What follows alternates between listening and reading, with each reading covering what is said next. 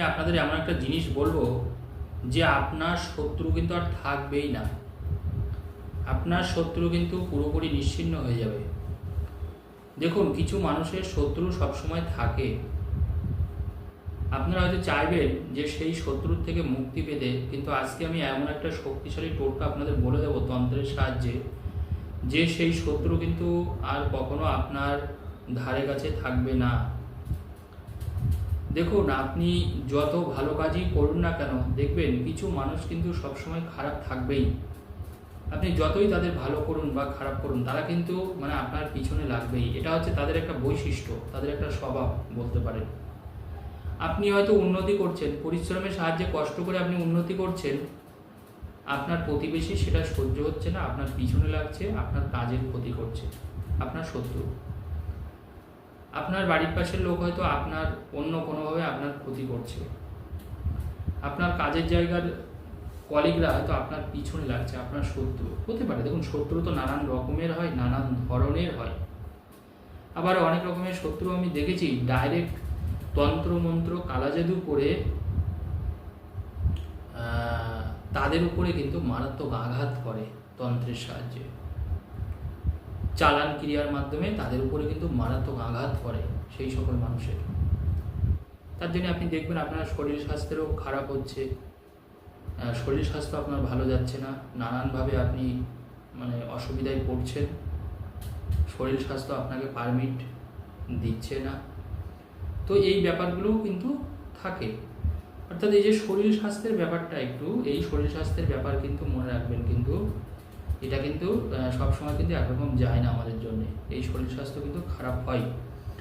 তো শরীর স্বাস্থ্য খারাপ হওয়ার পিছনে কিন্তু এই শত্রুতার একটা ব্যাপার থাকে।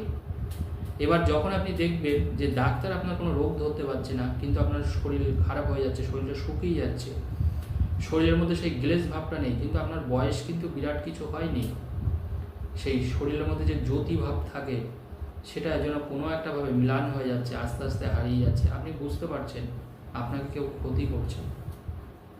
তো এরকম এই যে ক্ষতিগুলো আপনি কীভাবে কাটাবেন, আজকে সেই উপায়টা আপনাদেরকে বলে দেবো। যখনই আপনি জানতে পারবেন যে আপনার শত্রু আপনার পিছনে লেগেছে, আপনার ক্ষতি করার চেষ্টা করছে নানাভাবে, আমি আজকে যে টিপস আপনাদের বলে দেবো, আপনি শুধু এই কাজটা করুন, তবে জানবেন শত্রু দমন আপনার হবেই। দেখুন, শত্রু দমনের জন্য আমরা মা বগলার উপাসনা করি, আমরা মা বগলার মন্ত্র জপ করি, শত্রু দমনের জন্য মা বগলার আরাধনা করি আমরা। তো মা বগলার নাম জপ করলে, মা বগলার নাম করে আমাদের কাজটা করতে হবে। মা বগলার নাম করে কাজটা করলে জানবেন শত্রু কিন্তু আর কখনো থাকবে না, এটা কিন্তু মাথায় রাখবেন। শত্রু যতই শক্তিশালী হোক, শত্রু আপনাকে যতই দাবিয়ে রাখার চেষ্টা করুক, আপনার পিছনে লাগুক, আপনার কিন্তু আর কোনো ক্ষতি করতে পারবে না সে। আজকে যে টিপস আমি বলে দেবো, আপনারা প্রত্যেকে যাদের যাদের শত্রু আছে, যারা যারা খুব চিন্তার মধ্যে আছেন যে শত্রু আপনার ক্ষতি করছে নানাভাবে, নানা দিক থেকে, আপনারা অবশ্যই প্রত্যেকে কাজটা করুন। তাহলে দেখবেন শত্রু কিন্তু আপনাকে আর কোনো কিছু করতে পারবে না, এবং এই শত্রু কিন্তু আপনার থেকে পুরোপুরি সরে যাবে, পালিয়ে যাবে। তো এই শত্রু থেকে আপনি কিভাবে নিজেকে রক্ষা করবেন, আজকে সেটাই কিন্তু আমি আপনাদেরকে বলবো, যে শত্রু যাতে আপনাকে কোনো কিছু করতে না পারে, শত্রু যাতে আপনাকে ক্ষতি করতে না পারে, শত্রু যাতে পুরোপুরি আপনার থেকে চলে যায়, সরে যায়। দেখুন, শত্রু দমনের সবথেকে সেরা এবং আদর্শ উপায় আপনার হলো, আপনাকে যেটা করতে হবে সেটা হলো, আপনি যেটা করবেন দেখবেন, আপনি এই দশকর্মার দোকানে দেখবেন, এটা দেখবেন পাবেন, দশকর্মার দোকানে কিন্তু এটা পাওয়া যায়। আপনি ওখান থেকে, দশকর্মার দোকান থেকে আপনি যেটা কিনবেন সেটা হচ্ছে একটা ময়ূরের পাখনা কিনবেন। ময়ূরের পাখনা অনেকে আমরা বাড়িতেও কিন্তু রাখি, অনেকে আছে, অনেকের বাড়িতেও কিন্তু আছে। এটা বাড়িতে রাখা শুভ বলে আমরা মনে করি, বাড়িতে রাখলে ভালো হয়, ভালোবাসা বাড়ে, প্রেম ভালোবাসা বাড়ে, উন্নতি হয়, অনেক সময় বাস্তু দোষ কেটে যায় এতে। তো ওই ময়ূরের পাখনা আপনি একটা আনবেন, যদি কারোর বাড়িতে থাকে তাহলে আর কেনার প্রয়োজন নেই। এবার আপনি যেটা করবেন সেটা হলো, ওই একটা কাগজ নেবেন, একটা কাগজ নেওয়ার পরে সেই কাগজের উপরে আপনি কালো কালি দিয়ে, এটা কিন্তু একটু মাথায় রাখবেন, ওই কাগজের উপরে কালো কালি দিয়ে আপনি 9 বার ওই শত্রুর নামটা লিখবেন। 9 বার মনে রাখবেন, কিন্তু 9 বার আপনি একটা কাগজে কালো কালি দিয়ে ওই শত্রুর নামটা লিখবেন 9 বার। 9 বার শত্রুর নামটা লেখার পরে আপনি যেটা করবেন, নিচে লিখবেন জয় মা বগলা, নিচে লিখবেন জয় মা বগলা, এটাও আপনি 9 বার লিখবেন। তাহলে 9 বার আপনি শত্রুর নামটা লিখবেন। আর নিচে এবার একটা কথা আপনাদেরকে বলে দিই, আপনাদের শত্রুর নামটা কিন্তু আমি কালো কালি দিয়ে লিখতে বলেছি, কিন্তু জয় মা বগলাটা কিন্তু আপনি লাল কালি দিয়ে লিখবেন, কালো কালি দিয়ে লিখবেন না। ওখানে আপনি মা বগলার নামটা কালো কালি দিয়ে লিখবেন, জয় মা বগলা, জয় মা বগলা, এইভাবে কালো কালি দিয়ে লিখবেন। লেখার পরে ওই কাগজটার মধ্যে আপনি একটু লাল সুতো দেবেন, লাল সুতো।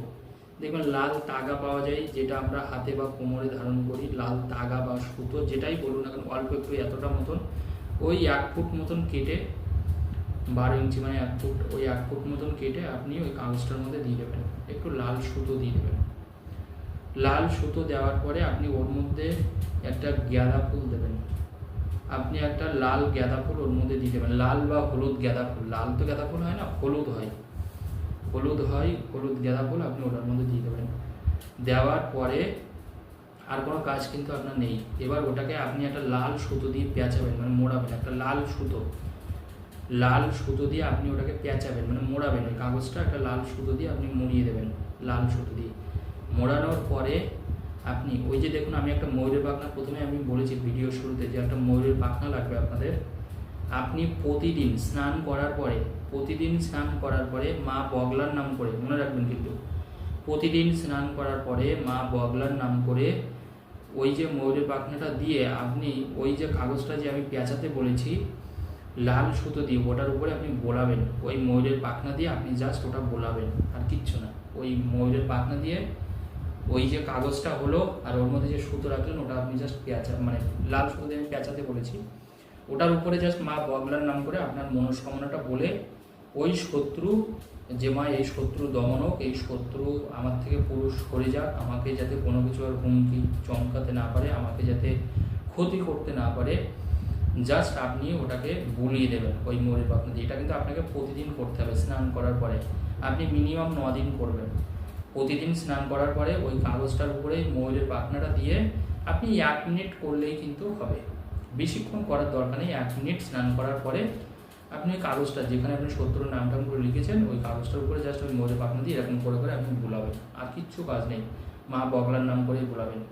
এটা যদি আপনি করতে পারেন, এইটুকু বলতে পারি, যে শত্রুরা আপনাকে নানাভাবে বিরক্ত করছিল, আপনাকে হুমকি দিচ্ছে, আপনাকে ব্ল্যাকমেল করছে, তারা কিন্তু পুরোপুরি কিন্তু আপনার থেকে পুরো সরে যাবে। তারা কিন্তু আর কখনো আপনার পিছনে লাগবে না, আপনার কোনো ক্ষতি করতে পারবে না। ধন্যবাদ।